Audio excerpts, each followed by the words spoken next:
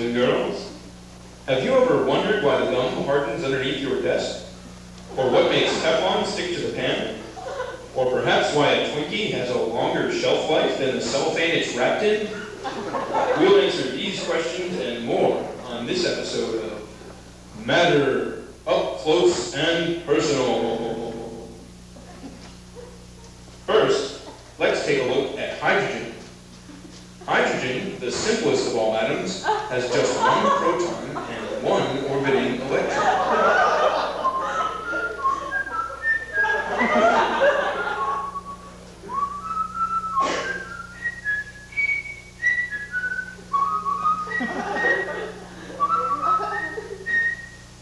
Of course, hydrogen is diatomic.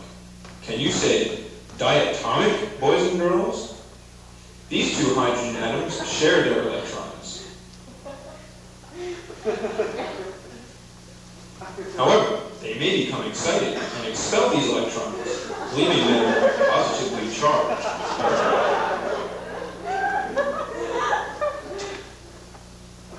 Bonding is the simplest kind of chemical reaction. A catalyst is often used to help molecules to become attracted so they can bond, as we see here.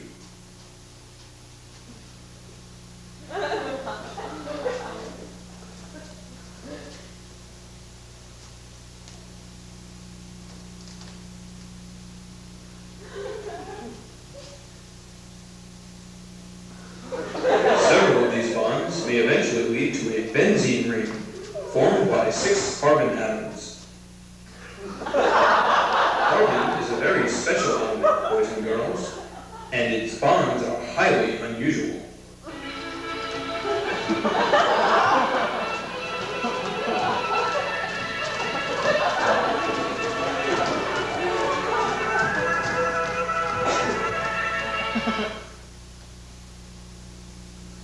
Naming the billions and billions of possible compounds is a difficult task indeed.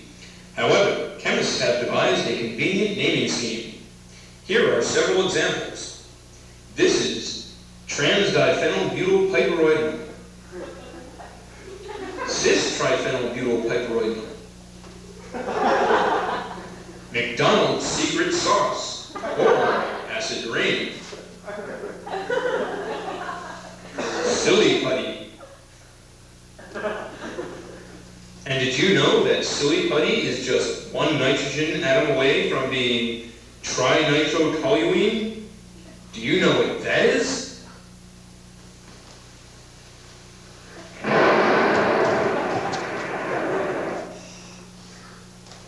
That's right, TNT. Explosions like this sometimes give off radiation, which can be measured by a Geiger counter, shown here. A Geiger counter counts Geigers.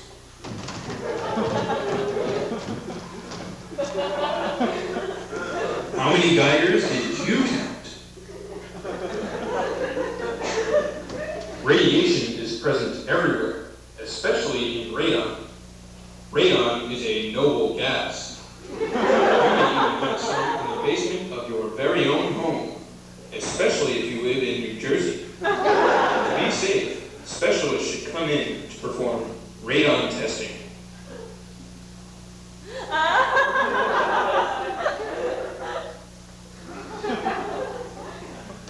Some of the heavy elements are naturally radioactive. Let's take a look at some. Uranium, plutonium, auditorium, opium, and sanatorium.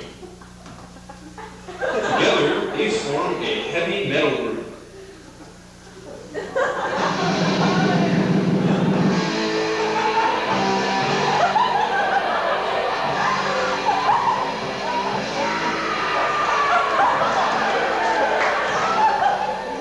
Wait, this just in.